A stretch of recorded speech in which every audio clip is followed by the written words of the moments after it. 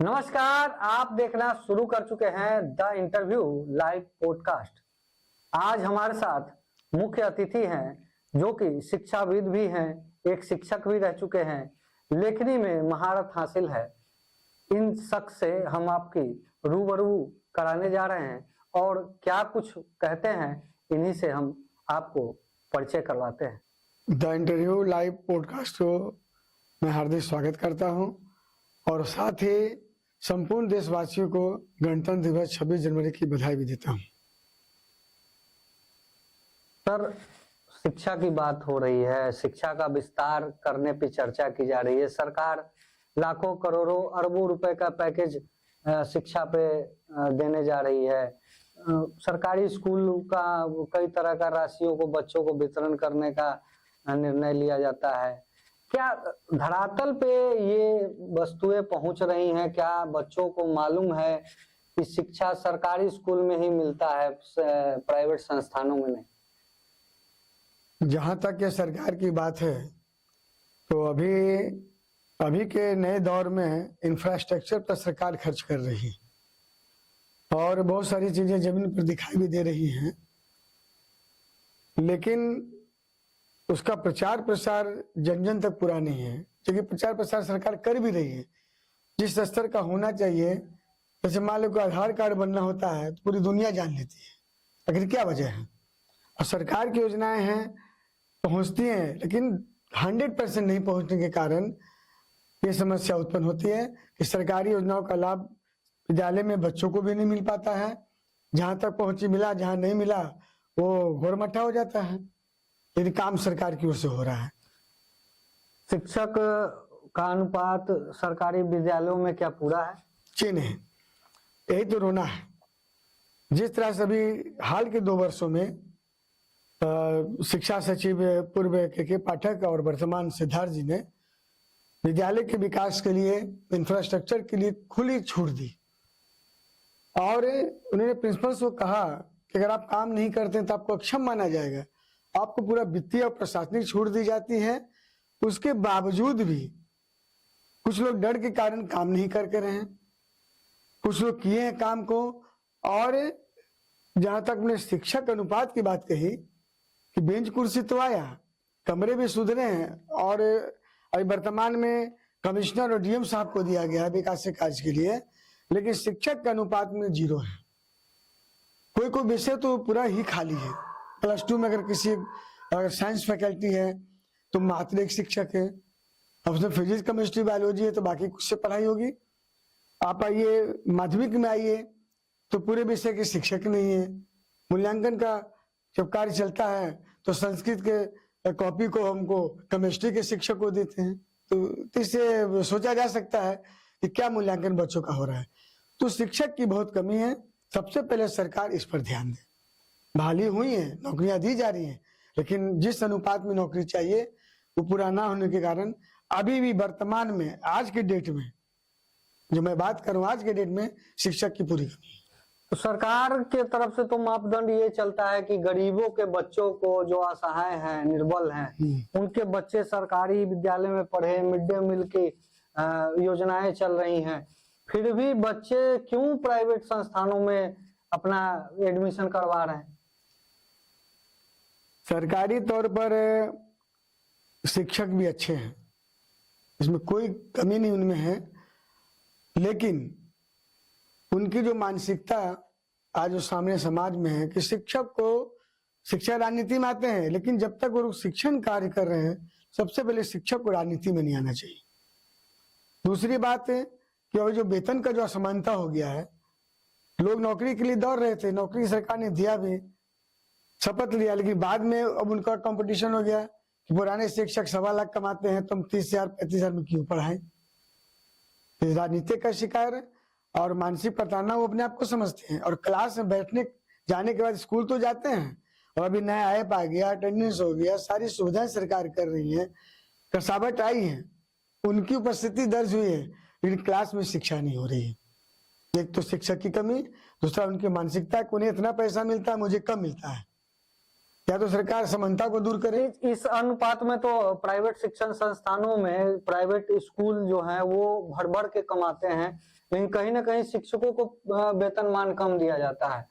तो इसके बनस्पत में तो सरकारी विद्यालयों के शिक्षक उनसे 4 गुना से 10 गुना तक ज्यादा कमा रहे हैं, फिर भी शिक्षा नहीं पहुंच पा रही बच्चों के बीच।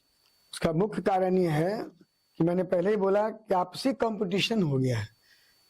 और मैं अभी खुद प्रचार पद से रिटायर हुआ हूं और मुझे अब कहने में कोई झिझक नहीं है कि मैंने क्लास लिया तो क्लास नहीं जाना चाहते हैं, और लोकल होने की वजह से उसका प्रभाव बहुत ही बुरा पड़ रहा है। लोग कहते हैं कि ट्रांसफर दूसरी जगह होगा तो परिवार कैसे रहेगा, बच्चे कैसे पढ़ेंगे। आपको तनख्वाह देगा बच्चों को पढ़ाने के लिए, सरकार गरीब बच्चों को विकास के लिए आपको भेजा है।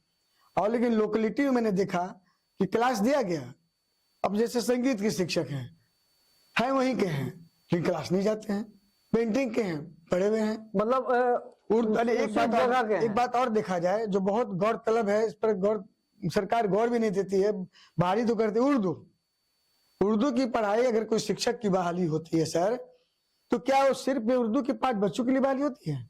क्या सरकार हिस्सा लेटर निकालती है? उसे सभी बच्चों को उर्दू सिखाना है।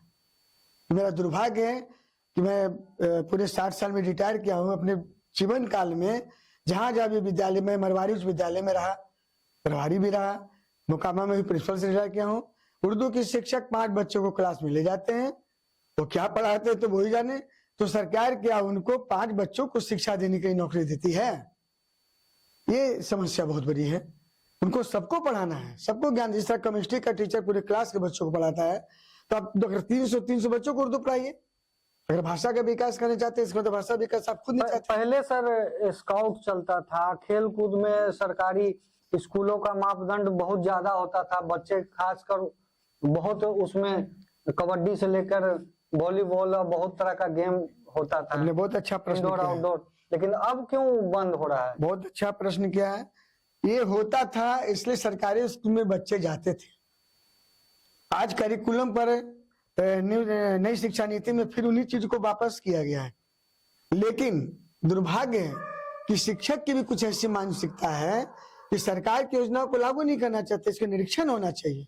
हालांकि अभी हाल के दिनों में पूरी चिट्ठियां आ रही हैं कि खेल कूद कराया जाए, कंपटीशन कराया जाए, म्यूजिक कराया जाए। सिद्धार्थ जी ने भी म्यूजिक के बारे में प्रतिदिन घंटी होनी चाहिए, लेकिन स्कूल स्तर पर या प्रिंसिपल या तो पूरा काम नहीं कर पाते हैं या लोकल होने से उनसे डरते हैं और ये काम नहीं हो पा रहा है।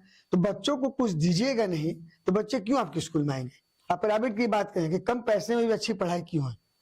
वहां इसलिए अच्छी पढ़ाई है कि जो सरकार, बिहार सरकार या पूरा गवर्नमेंट स्कूल जो देना चाहती है वो प्राइवेट स्कूल देती है, लेकिन वहाँ 100% इम्प्लीमेंट होता है। हमारे यहाँ चिट्ठियां तो आती है, उसका इम्प्लीमेंटेशन नहीं होता है। मैं रहा, कार्यक्रम मैंने कराया, रचियां इतनी डांस से झूम के, मैंने लगा कि बरसों से कोई प्यास था। तो व्यवस्था नहीं कीजिएगा, इसमें 100% सरकार भी दोषी नहीं है, हमारे शिक्षक भी बदमाशी कर रहे हैं। और प्राइवेट स्कूल में क्या है, वहाँ मॉनिटरिंग सिस्टम है, वहाँ नौकरी जाने का डर है, यहाँ नौकरी जाने का डर नहीं है। अब वहाँ समय से पिकनिक के लिए बच्चों को ले जाया जाता है, समय से आपको एक्स्ट्रा क्लासेस चलते हैं, पेंटिंग है, कंपटीशन है, खेल कूद है, जितने भी कार्यकुलम है वो सब दी जाती है। तो आम नागरिक को भी लगता है कि में क्यों पढ़ाएं, हमारा बच्चा हो जाएगा तो बढ़िया अंग्रेजी बोलेगा, टाई सूट बेल्ट में जाएगा, जब सरकार ने भी लागू किया है।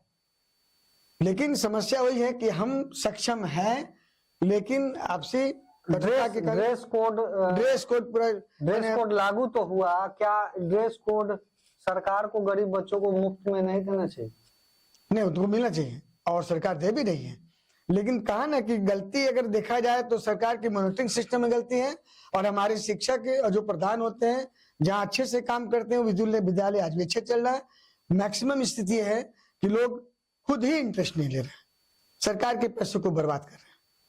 इसमें कैसे कोई बच्चा, माता पिता उस बच्चों को ये जो अभी आप मतलब साल का समापन हुआ, नए साल में है, एडमिशन का दौर चलेगा, सरकारी हो या प्राइवेट विद्यालय हो, तो प्राइवेट विद्यालयों का आप पोस्टर बैनर से लेकर वेबसाइट तक में आप देखेंगे कि उसका एडवर्टाइजिंग चल रहा है, एडमिशन फ्री। तो हमारे यहाँ उस समय चलता है, जब एडमिशन समाप्त हो जाता है तो सरकार कहता है कि मैंने एक एडमिशन का उत्सव मनाया जाए, नामांकन उत्सव। वो पहले से करना चाहिए। एडमिशन के बाद नामांकन उत्सव होता है तो 2-4-5 बच्चे मिलते हैं। तो इस तरह प्राइवेट स्कूल की तरह ही सरकार को भी अपने स्तर से विज्ञापन करना चाहिए, या तो स्कूल को भार देना चाहिए वहां के बीओ के द्वारा, जिला शिक्षा पदाधिकारी के द्वारा, नामांकन सत्र शुरू हो जा रहा है। अब अपने गांव में, अपने शहर में प्रचार प्रसार कीजिए, हमारे यहाँ अच्छी सुविधा है, अच्छी पढ़ाई, अच्छे शिक्षक हैं, तो क्यों नहीं यहाँ भीड़ होगी। ये काम प्रोवाइड करता है तो मानसिकता बन जाती है। एक रिक्शा वाला का बच्चा से भी पूछिएगा तो कहाँ पढ़ाइएगा, तो हम पढ़ाएंगे प्राइवेट स्कूल में। तो हमारे यहाँ तो 200 रुपये से 400, आपके यहाँ तो 1200 लेगा। तो तर वहां बच्चा टाई बेल्ट पहन के जाएगा, हमारा बच्चा अंग्रेजी बोलेगा, हमारा बच्चा का संस्कार बनेगा। तो हमारे यहाँ ये चीजें हैं, सिर्फ की नहीं जा रही है, मॉनिटरिंग की आवश्यकता है।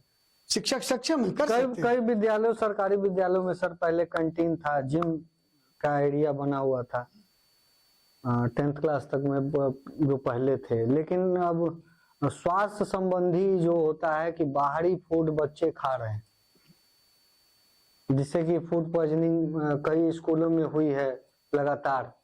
मिड डे मील पे भी ध्यान नहीं ढंग से दिया जाता है। तो क्या अगर बड़े स्कूल हैं, 10th+2 हैं, तो क्या उनको कैंटीन की सुविधा अपने स्कूल में नहीं देनी चाहिए? अपने इसमें अपनी बातों में 3 सवाल खड़ा किया है। सरकार की योजना कोई बुरी होती नहीं है, लेकिन जहां तक मेरा अनुभव देखने को मिला, मैं तो +2 तक रहा, मध्याह्न योजना में उससे सरकार को फायदा तो हुआ, बजरी बच्चे खाना तो खा रहे हैं, लेकिन शिक्षा का विकास नहीं हो रहा। क्या पहले जैसे हम लोग जब विद्यार्थी थे, क्या खाना खा के पढ़ते थे? शिक्षक अब खाना बनाने में लगे हैं, रसोईया लगा हुआ है, उसके बाद जरा से कोई गलती हो तो डीओ है, बीओ है, अब उनको लथार है, पथार है, तो आधा मानसिकता तो उनको उसी में चला जाता है, तो पढ़ाएंगे क्या? नहीं सर, मेरा सवाल ये था कैंटीन पे। हाँ, कैंटीन जो पहले दिखता था, कई विद्यालयों में कैंटीन हुआ, होना चाहिए। कैंटीन से क्या होता कि अगर बच्चे परचेजमेंट करते तो उनको ये रहता कि हमको खरीद के खाना है, हमको मुफ्त का सरकार नहीं दे रही है। तो अगर कुछ कंट्रीब्यूशन सरकार देती और कुछ बच्चे देते तो क्या वो मिड डे मील से बेहतर नहीं होता? बहुत बेहतर होता। स्वास्थ्य की समस्या बढ़ रही है। अब बच्चे स्कूल, जैसे मान लीजिए अब मैं सिटी में रहने वाला हूँ, वहाँ का प्रतिष्ठित विद्यालय मरवाड़ी विश्वविद्यालय है। अब से गेट के सामने कई ठेले लगे रहते हैं, तो बच्चा मजबूरी में उसी को खाता है। अब उसमें गंदगी है, डस्ट है, जा रहा है।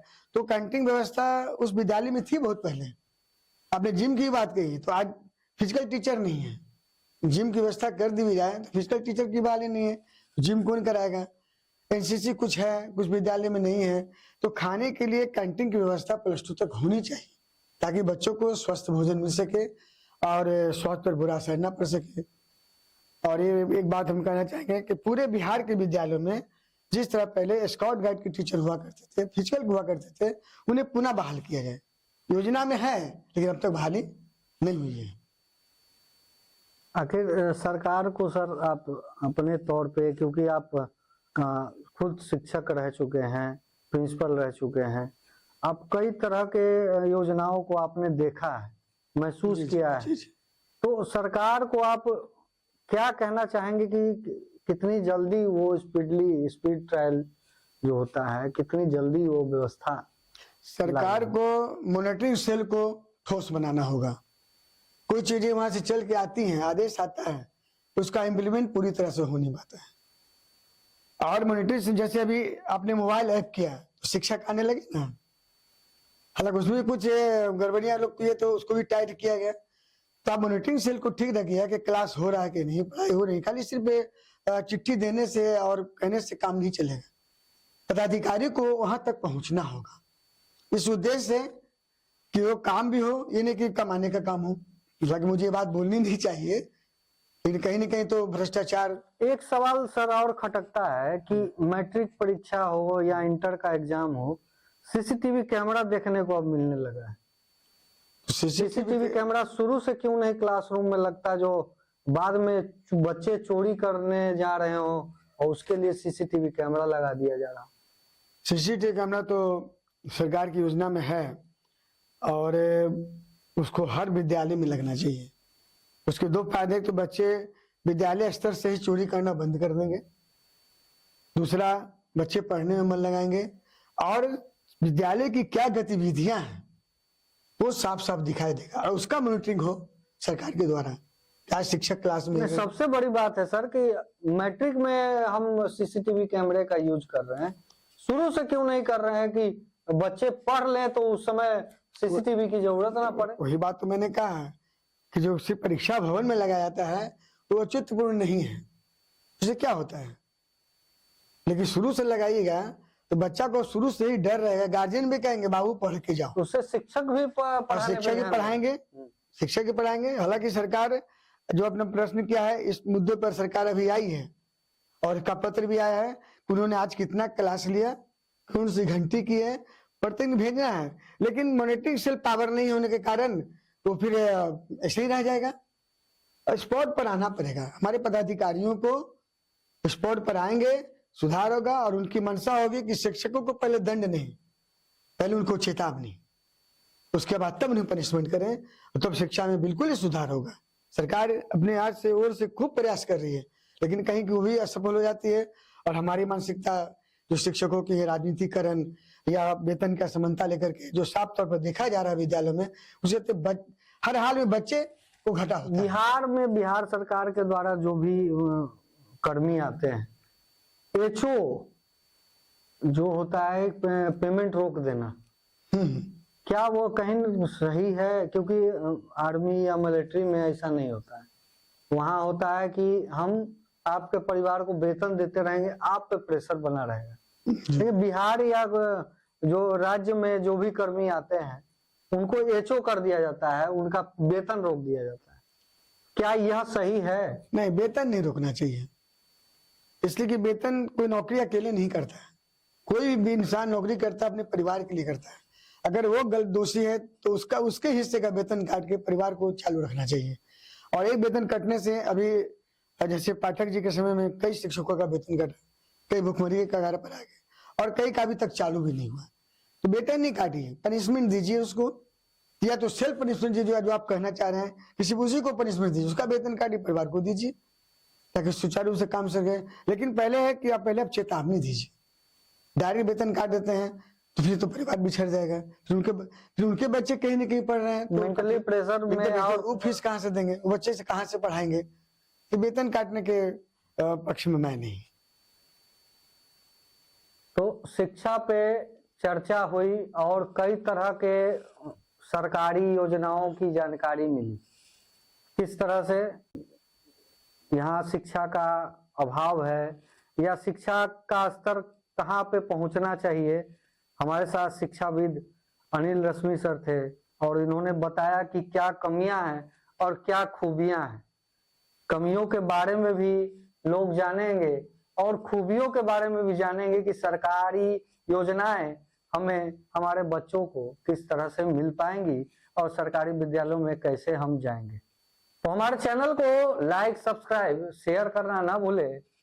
द इंटरव्यू लाइव पॉडकास्ट, यह चैनल सिर्फ इंटरव्यू करता है और सच्चाई दिखाता है आप सभी को।